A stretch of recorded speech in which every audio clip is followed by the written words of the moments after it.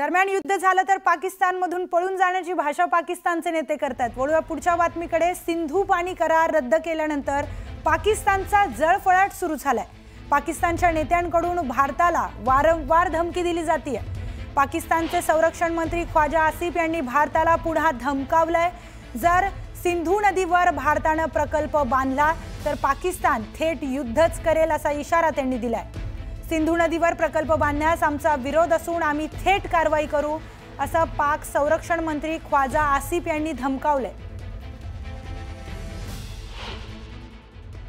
अगर कोई इस किस्म का स्ट्रक्चर बनाने की कोशिश करेंगे, we will strike that structure.